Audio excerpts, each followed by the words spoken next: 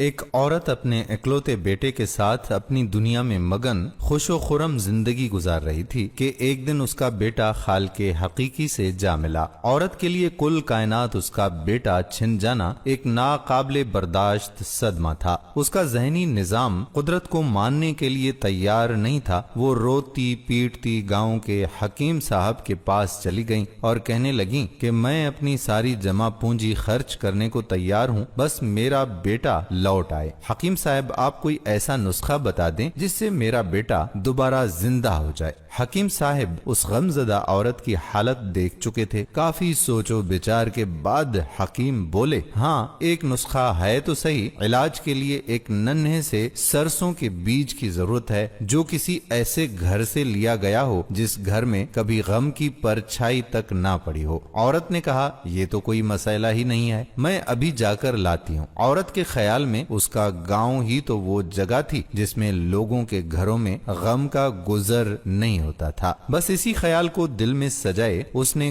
گاؤں کے پہلے گھر کا دروازہ کھٹکھٹایا۔ اندر سے ایک نوجوان عورت نکلی۔ اس عورت نے اسے پوچھا، کیا تیرے گھر نے کبھی غم تو نہیں دیکھا؟ جوان عورت کے چہرے پر ایک تلخی سی نمودار ہوئی۔ اس نے دکھ بھری مسکراہٹ چہرے پر لاتے ہوئے کہا، میرا گھر ہی تو ہے جہاں زمانے بھر کے غموں نے ڈیرا ڈالا ہوا ہے۔ پھر وہ کہنے لگی کہ کس طرح اس کے خاوند کا انتقال ہوا جو اس کے پاس 4 لڑکے اور لڑکیاں چھوڑ کر مرا۔ آج کل وہ گھر کا ساز و سامان بیچ کر مشکلوں سے گزارا کر رہی ہے اور اب تو بیچنے کے لیے بھی اس کے پاس کچھ سامان نہیں بچا۔ اس عورت کی داستان اتنی دکھ بھری اور اتنی غمگین تھی کہ وہ عورت اس کے پاس بیٹھ کر اس کی غم گساری اور اس کے دل کا بوجھ ہلکا کرتی رہی۔ مغرب سے پہلے یہ عورت ایک اور خاتون کے گھر میں داخل ہوئی جہاں ایک اور صدمہ اس کے لیے یہاں منتظر تھا۔ اس خاتون کا شوہر ایک خطرناک مرض میں مبتلا تھا۔ گھر میں بچوں کے لیے کھانے پینے کا سامان موجود نہ تھا، بلکہ یہ بچے اس وقت بھوکے بھی تھے۔ یہ عورت بھاگ کر بازار گئی اور جیب میں جتنے پیسے تھے ان پیسوں سے کچھ دالیں، آٹا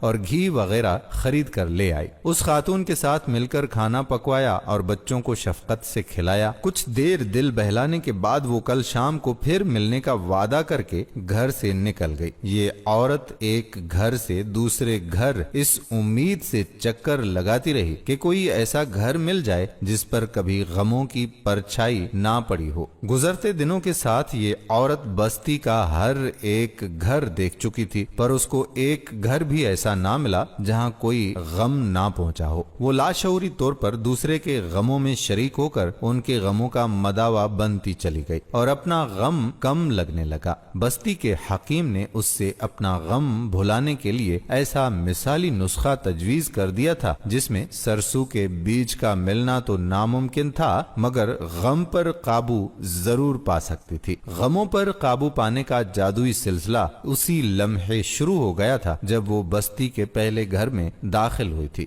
دوستو، کسی کی خوشیوں میں شریک ہونے سے اس کی خوشیاں دگنی ہو جاتی ہیں اور غموں میں شریک ہونے سے اپنے غم آدھے رہ جاتے ہیں۔ دنیا میں کتنا غم ہے، میرا غم کتنا کم ہے۔ اگر آپ اپنے غم پر بہت زیادہ غمگین ہیں اس عورت کی طرح تو دوسروں کے غم میں شرکت کیجیے، ان کا سہارا بنیے، آپ کا غم ہلکا پڑ جائے گا۔